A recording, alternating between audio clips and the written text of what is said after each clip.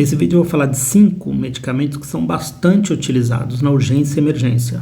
Falar quais são os cuidados de enfermagem, alguns detalhes específicos desses medicamentos para que sejam informações que te sirvam na prática, seja você auxiliar, técnico ou enfermeiro, e principalmente informações baseadas em evidências científicas. Para esse vídeo, as minhas referências é o manual Preparo e Administração de Medicamentos da Universidade Estadual do Rio de Janeiro, de 2023, o artigo Orientações Básicas para o Enfermeiro na Subministração de Psicofármacos, da Cielo Brasil, e a guia Uso Seguro de Medicamentos de 2017 do Corém São Paulo. Antes de falar dos medicamentos em si, que a maioria são drogas de autovigilância, então precisa de vários cuidados, como a questão da meta 1, a comunicação efetiva, dupla checagem. Muitos hospitais eles têm rótulos e etiquetas próprias para identificar essas medicações, esses medicamentos, né? Enfim, basicamente a gente fazer os 13 certos que o Corém preconiza. Falo os 13, né? Porque isso às vezes varia de literatura para literatura, mas eu me baseando nessa que eu citei, essa guia Uso Seguro de Medicamentos do Corém de 2017. Bom, falar agora das medicações, começando aqui pelo furosemida. A maioria dessas drogas, elas precisam a gente conhecer os 2 nomes dela, porque às vezes o médico prescreve, por exemplo, o furosemida como Lasix, tá? Ele é um potente diurético, mais potente que existe. Ele atua no néfron, mais especificamente na alça de Henle, né? O paciente clássico que se beneficia desse diurético numa sala de urgência é o paciente da insuficiência cardíaca congestiva, né? Ele vem com uma das complicações dessa patologia, que é o edema agudo de pulmão, e ele recebendo furosemida geralmente beneficia bastante esse paciente, alivia bastante essa congestão que ele está. Quais os cuidados específicos da enfermagem com essa medicação?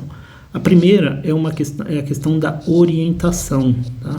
Algo bem simples. Vamos imaginar um cenário de uma UPA, que o paciente recebe ali a medicação, depois fica numa sala de espera, até voltar ali no consultório do médico. E é sempre orientar esse paciente aonde fica o banheiro, para ele ficar próximo do banheiro, porque é um remédio potente e na maioria das vezes esses pacientes são idosos, né? Eles já têm incontinência urinária. Então, se você não orienta ele sobre isso, muitas vezes ele não sabe a potência, o efeito do medicamento e às vezes acaba tendo perdas urinárias até encontrar esse banheiro e acaba ficando bem desconfortável para ele isso. Um outro detalhe importante aqui para a enfermagem é que eu administrei esse medicamento, eu já tenho que me atentar que esse paciente tem risco de queda. Esse paciente essa medicação diminui a pressão arterial, faz o paciente várias vezes ao banheiro, e isso são fatores que levam a esse paciente a quedas, tá? Então sempre estar atento com esse detalhe. Com relação aos efeitos colaterais, são vários efeitos colaterais que existem, né? Piora o ácido úrico, por exemplo. Mas para o furosemida, sendo bem específico, para a gente falar de uma maior gravidade, é a perda de potássio. Tá? Então, eu administrei endovenoso furosemida, eu já estou pensando na possível perda de potássio desse paciente. Tá? Isso é bem importante, principalmente nesses pacientes cardíacos, e a maioria deles são cardíacos, né? O potássio se mede através o exame padrão ouro, né? É o potássio sérico, se mede no sangue, só que demora bastante para sair esse resultado, né? Se eu estou com essa suspeita, como enfermeiro, eu posso olhar o eletrocardiograma desse paciente. Lembra que no eletrocardiograma a gente tem aqui a onda P, o complexo QRS e a onda T. A onda T normal, ó, ela é positiva, ela fica acima dessa linha de base aqui, ó. No paciente que está com potássio baixo, ela pode inverter isso, ó, e formar aqui o que é chamado de onda U, tá? Então é um exame que se faz com o resultado, né? Bem mais rápido que o exame de sangue, e te sinaliza ali de repente se esse paciente está tendo alguma alteração de potássio, tá? Então essas são as principais informações com relação ao furosemida. A morfina, o outro nome dela é chamado de Dimorf, tá? É um opioide, um dos mais potentes que existe, né? Tem essas ampolas aqui, vem na apresentação de 2 miligramas ou de 10 miligramas, indicado aí para dores agudas, pacientes com câncer, algumas outras patologias como anemia falciforme, né? Esse paciente vem com muita dor, enfim.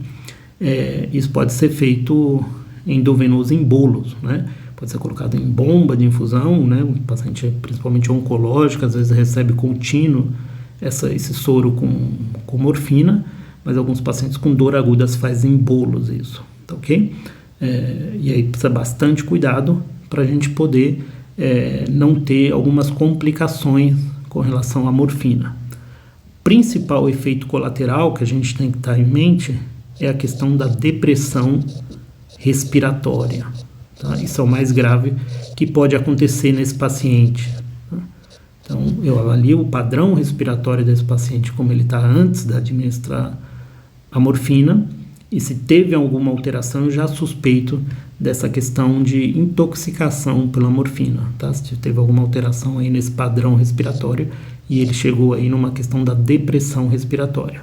Um outro achado no exame físico que me indica essa intoxicação é a questão da miose, tá? Então, eu avalio a pupila desse paciente, as pupilas, né? Se elas estiverem contraídas, são 2 aqui dos sintomas clássicos de intoxicação por morfina.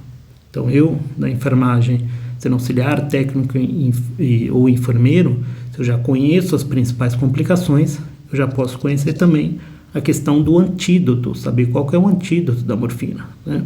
É o Narcan e Naloxona, né? Tem esses 2 nomes, Naloxona. É uma droga para cortar esse efeito da morfina, tirar esse paciente dessa depressão respiratória, tá?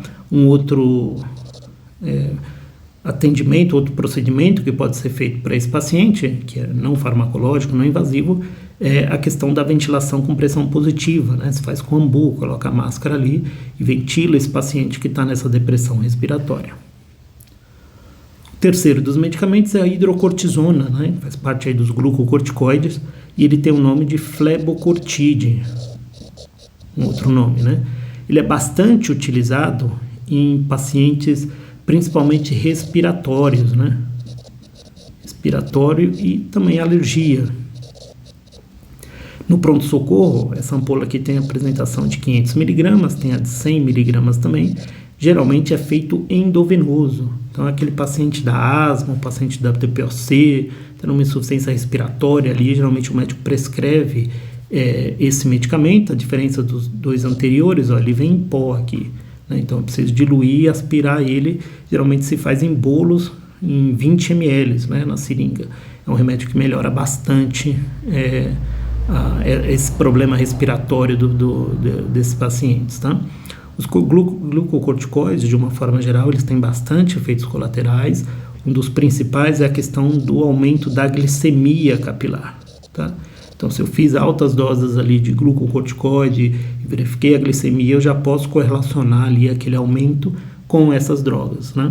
Em casos mais graves, em casos de uso contínuo, o paciente pode ter o que é chamado de síndrome de Cushing, que são várias alterações são causadas aí pelo uso contínuo desses glucocorticoides, tá, ok? Mas uma dose, obviamente, no pronto-socorro não tem esse risco de causar essa complicação mais grave.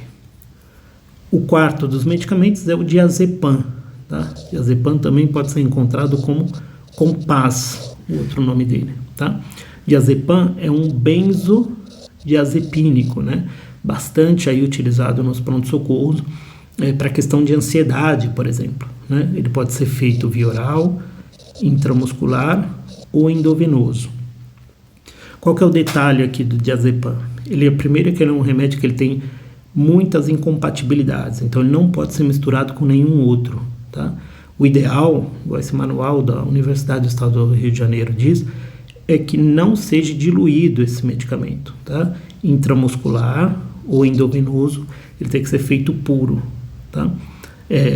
E caso precise ser diluído, não se pode fazer com soluções aquosas, com água destilada, tá? Por conta da precipitação do diazepam, ok? Com relação a efeitos colaterais específicos aí dos benzodiazepínicos, né, do diazepam, ele pode ter uma diminuição da frequência cardíaca, diminuição da pressão arterial e principalmente diminuição da frequência respiratória, tá? Então, são sintomas aí de intoxicação por uso desse medicamento. Existe o antídoto para o diazepam, né, para os benzodiazepínicos de forma geral, que é chamado de flumazenil. Ele também tem o nome de Lanexat, tá? Porém, esse flumazenil ele tem risco de convulsão, então é um antídoto que os médicos não utilizam tanto por conta desses efeitos colaterais aí dessa droga. E o último aqui, a norepinefrina, tá? Norepinefrina é bastante utilizado em pacientes graves, né? Pacientes em sepsis, hipotenso, tá? Vou colocar aqui para sepse. Ele é um potente vasoconstritor.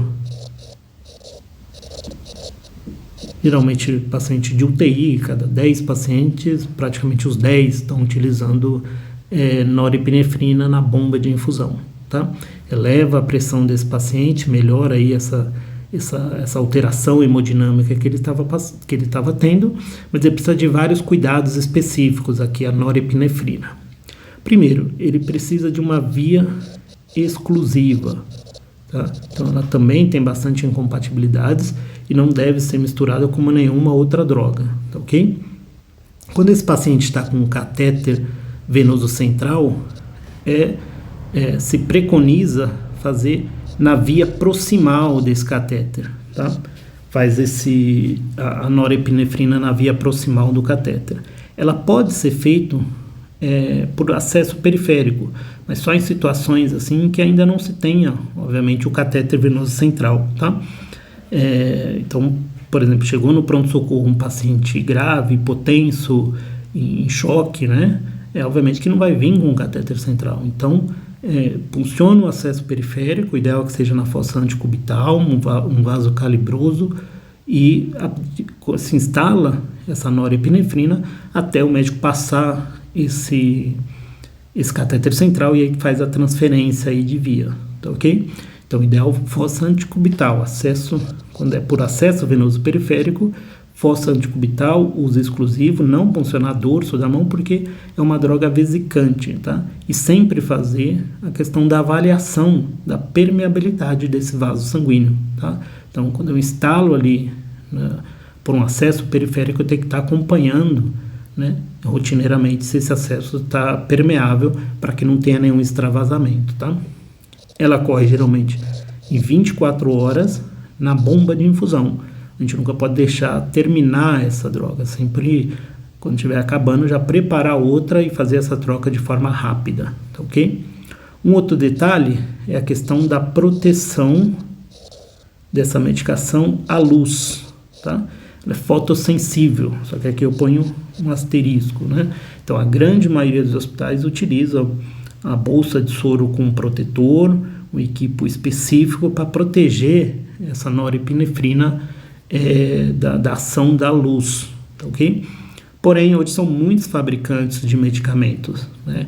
E alguns, por exemplo, tem uma guia no Google, se encontra isso, do Hospital Sírio-Libanês, aqui de São Paulo, um hospital muito conceituado, em que ele diz que por comprar o produto de um fabricante que colocou uma substância chamada bisulfeto de sódio na composição dessa norepinefrina, ela não precisa dessa proteção à luz, tá? Então, esse fabricante garante ali que não precisa por essa substância ali que foi colocado. Então, tem que ver o protocolo de cada instituição, né? Isso varia um pouquinho, dependendo de qual fabricante que ele comprou o medicamento. Mas a grande maioria dos hospitais utiliza esses cuidados com a questão da fotoproteção, tá, ok? E é um medicamento, acho que eu já comentei, que ele tem muitas incompatibilidades, por exemplo, com bicarbonato de sódio, com fenitoína, aminofilina. Então, por isso que o ideal é que seja feito por uma via exclusiva. Então, são esses os principais medicamentos, né? 5 dos que se mais utiliza no pronto-socorro, Espero que tenham sido informações que sirvam aí na prática.